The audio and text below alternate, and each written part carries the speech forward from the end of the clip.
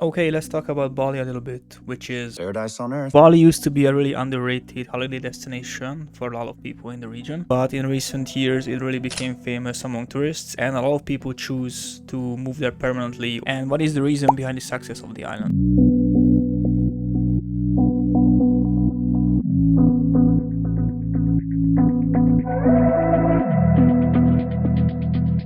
Well, first of all, it's beautiful. Bali has a really beautiful nature. It has volcanoes, rainforests, rice fields, beautiful beaches, the ocean. It's always sunny. Well, not always sunny. Weather is really good. If I have to compare it to some other islands, I would definitely say Hawaii and Madeira in Europe. The second reason is that it's still really affordable. Of course, if you're coming from Europe or different further part of the world, the plane tickets are gonna be expensive, but as long as you're staying in the island, it's gonna be really cheap for you. You can buy food in restaurants for about 5 or 6 euros, and if you are really on a budget, you can find rooms for a night about 15 euros. But if you want a little bit more luxurious, you can even rent crazy villas that you can still get like half the price, for example, if you would buy the same thing in Italy. Another reason is its culture. Bali has a different culture compared to the rest of Indonesia. Most of Indonesia is Islam, while in Bali the most common religion is Hinduism. And that makes Bali unique even inside Indonesia. And yeah, you can feel it's not just a typical beach destination where you can go to party and yeah, that's all. It has ceremonies, it has iconic Hindu temples like the Uluwatu temple. There are traditional dances, art, the architecture is also beautiful. So yeah, even though that Bali has a beautiful nature and probably that's what most people come here for, when they arrive they see that this island has a lot more to offer. And my favorite reason is surfing culture. It doesn't matter if you are beginner, intermediate or advanced, in Bali it's guaranteed you will find a spot for you. And the waves there are amazing, even Big Z will be proud. It is also a really good place for those who like yoga and spiritual stuff. Bali is a really calm place, so it is one of the best places to practice yoga or meditation. Also, it's full of Hindu temples. It is a really good place if somebody wants to find its spiritual side. And the last reason that I put on the list is the one that is closest to my heart. This is what I'm gonna do if this YouTube channel blows up, so please help me like this video and subscribe. It is a paradise for digital nomads. A lot of people who work remotely move to this island because of the prices are really cheap. If you have like an okay salary, for example in Europe or in the United States, you can live like a king there. But you could ask, if everything is so perfect here, like what's the point of this video? Obviously not everything's perfect in Bali, and obviously there is a twist. Let's say there are things that they do not put into tourists' faces when they decide to visit the island. Okay, so the first thing that I'm gonna talk about is traffic in Bali, which is in itself is a disaster. And in case you wanna go there, you have to prepare for it. So the best way I can describe it is that I'm gonna put a clip here from a GTA Online racing lobby, and yeah, there's no more comment I have to add. This is exactly how it looks like. I remember when we left the airport and our driver started going on the road, we were completely in shock. So he cut off 2 people at the red light, and he almost killed 3 pedestrians while there were 15 scooters overtaking us. There were 2 lanes and 3 cars were next to each other. So yeah, these kind of things you have to imagine. Traffic rules, none. Traffic lights exist, but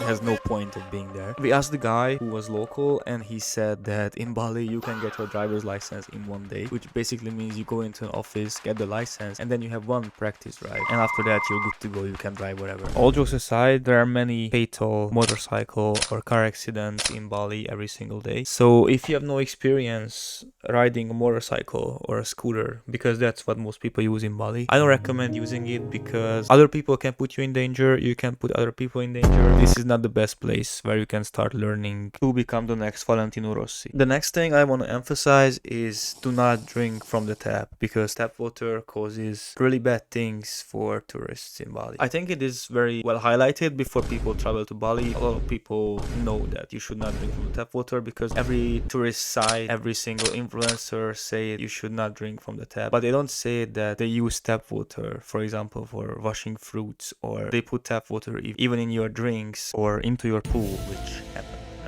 Our friend ordered a pineapple smoothie, which later we found out they put tap water in it, and my friend was literally screaming on the toilet for 2 days. We thought we'd never see him again. So yeah, it's not that big of a deal. You can always just buy mineral water in supermarkets. That's what you actually have to do. But yeah, you be extra careful because you might get tap water from places where you would not expect it, even at fancier restaurants. I see there is improvements. They are really trying, but you never know. You can always end up just like my friend screaming at the toilet. toilet. So yeah, be careful. Okay, so another thing that I wanted to talk about, and it's probably the most important reason in this video, is that how much big of a contrast is there between tourists and locals in Bali. In the TikTok videos, you only see the luxury villas, that everything is really cheap, but when you go there, reality hits you. So for example, you're walking on the streets, for example, in the lovely city of Ubud, which is really beautiful. I recommend you visiting that. You see these villas, and immediately next to them, you see the locals' houses, which are not in great condition, let's say it that way. And let's be real, the locals live in really humble conditions. And there is a reason why Bali is so cheap. It might be really affordable for the average American, European, but for them, these prices are still really expensive. There's another problem, which is similar to the Hawaii case, which I'm going to talk about in a different video later, which is that there's a lot of investments in Bali, and mostly foreign investment, which is really good because there are all these kind of resorts and hotels are building, which gives jobs for the locals, and they don't only have to work in the rice fields, so it really creates job opportunities for them. These investments are really bringing up prices for the locals as well. Their housing prices will go up, their electricity, their water, their groceries, everything's gonna be more expensive for them. When we were there, we always tried to help the locals. We were always giving them tips, and they were really appreciating it. And if it's possible, always try to hire locals outside of applications, for example Grab or Gojek, because in that case all the money that you give them is going into their pockets, and it is a really big help for them. And the last thing that I want to talk about in this video is that there is a big conflict between the Indonesian government and Balinese people. The most obvious proof of the conflict is religion. Indonesia is roughly 87% Muslim. Bali, however, is over 86% Hindu. This isn't just about how people pray, it's about how they live. From the halalization of tourism to national laws regarding alcohol, or even the anti-pornography law passed years ago, many Balinese feel that national policies are often viewed through a conservative Islamic lens, and it does not really fit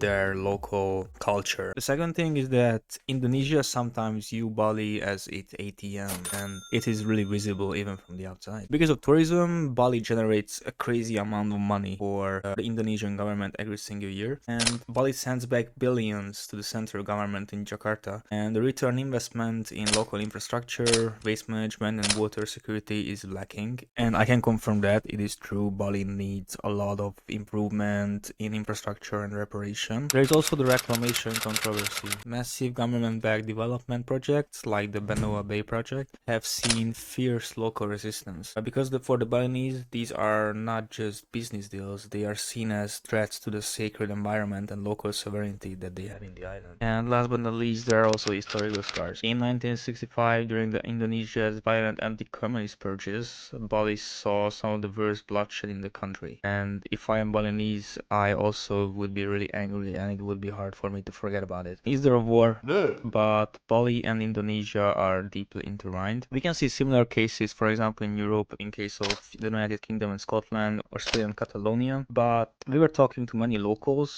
during our stay, and they said exactly the similar kind of things, and they are hoping that Bali can be independent in the future from Indonesia, and they're actually hoping to become somewhat like Singapore, and which Singapore is going through in the past few decades after they became independent from Malaysia. So the people got hopes, and they still believe. Thank you so much if you watched the whole video. Please like and subscribe and hit the notification button. This is how you can support me growing this channel. This really means a lot for me if you do that. Also, let me know in the comment section what kind of video should I do in the future, and see ya.